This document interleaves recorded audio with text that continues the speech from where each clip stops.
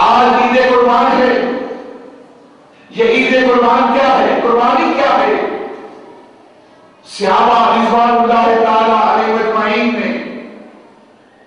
نبی پاک صلی اللہ علیہ وسلم سے سوال کیا،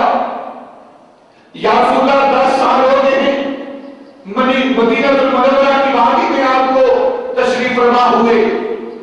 ہم دیکھتے ہیں ہر سال جب 10 ذی الحجہ آتی ہے، جب یوم النحر آتا ہے، قربانی کا دن آتا ہے،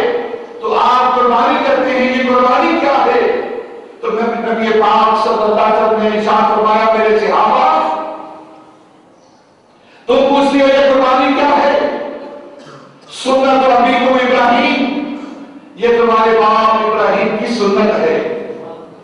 تمہارے باپ ابراہیم کی سنت ہے. تو پھر صحابہ رضوان اللہ تعالی علیہ اجمعین نے سوال کیا، فما لنا فیہا یا رسول اللہ صلی اللہ علیہ وسلم، یہ تو ابراہیم کی سنت ہے، ابراہیم کا طریقہ ہے، اس میں ہمیں کیا ملے گا؟ تو میرے آقا تاجدار مدینہ صلی اللہ علیہ وسلم نے فرمایا کہ تمہارے لیے اس قربانی کے اندر کیا ہے؟ آپ نے فرمایا کہ جو آپ قربانی کرتے ہیں، جو جانور اللہ رب العزت کی رضا کے لیے آپ ذبح کرتے ہیں، اس جانور کے اوپر جو کھال ہے، اس کھال کے اوپر جو بال ہے، اللہ رب العزت ہر بال کے بدلے میں تمہیں نیکی عطا کرتا ہے، تمہیں نیکی عطا کرتا ہے. پھر میرے آقا تاجدار مدینہ صلی اللہ علیہ وسلم نے ارشاد فرمایا، میرے صحابہ آج کا جو دن ہے جسے یوم النحر کہتے ہیں،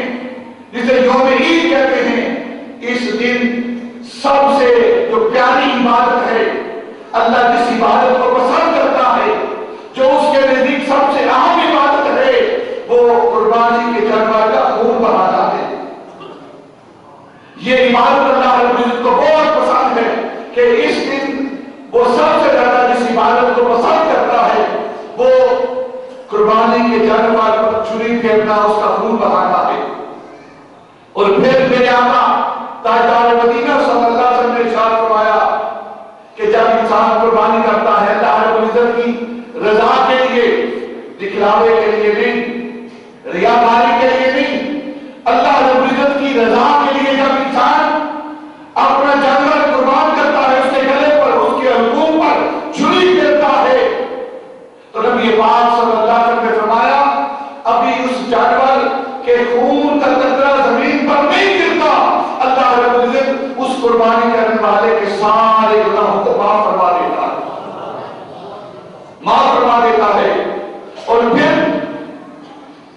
میرے آقا تاجدار مدینہ صلی اللہ علیہ وسلم نے ارشاد فرمایا اپنی بیٹی سیدہ طیبہ طاہرہ سیدہ فاطمہ الزہرا رضی اللہ تعالی عنہا سے، کیا بیٹی جب تم قربانی دو تو قربانی کے جانور کے قریب کھڑے ہو جایا کرو. نبی پاک صلی اللہ علیہ وسلم نے جب اپنی بیٹی سے یہ حکم دیا، یہ فرمایا کہ قربانی کے جانور کے قریب کھڑے ہو کر کوشش کرو خود ذبح کرو، اور اگر خود ذبح نہیں کر سکتے تو اپنے جانور کے قریب کھڑے ہو جایا کرو. جب تم جانور کے قریب کھڑے ہو جاؤ گی تو نبی پاک نے فرمایا کہ ادھر اس کا خون نکلے گا اور ادھر یہ قربانی اللہ کی بارگاہ میں قبول ہو جائے گی اور ساری زندگی کے گناہ معاف ہو جائیں گے. تو سیدہ طیبہ فاطمہ رضی اللہ تعالی عنہا نے سوال کیا، یا رسول اللہ ابا جان کیا یہ بات صرف ہمارے لیے خاص ہے یا آپ کی امتیوں کے لیے بھی یہ بات ہے؟ تو نبی پاک صلی اللہ علیہ وسلم نے فرمایا کہ میرا جو امتی قربانی کے جانور کے قریب کھڑا ہوگا اس کے سارے گناہ معاف کر دیے جائیں گے. اور پھر میرے آقا تاجدار مدینہ صلی اللہ علیہ وسلم نے ارشاد فرمایا کہ جب انسان اللہ رب العزت کی رضا کے لیے قربانی کرتا ہے اور قربانی کر کے دنیا سے چلا جاتا ہے، اور جب میدان حشر میں بلایا جائے گا، آواز آئے گی، ندا آئے گی قبر والوں کو کہ میدان حشر میں جمع ان کو کیا جائے، تو نبی پاک صلی اللہ علیہ وسلم فرماتے ہیں وہ جانور جو انسان نے دنیا کے اندر اپنی زندگی کے اندر اللہ رب العزت کی رضا کے لیے قربان کیا ہوگا، وہ جانور انتہائی خوبصورت صورت میں، خود حدیث پاک میں شکل نبی پاک صلی اللہ علیہ وسلم نے فرمایا اس کے جسم کے بال ریشمی سونے کے تار جیسے ہوں گے،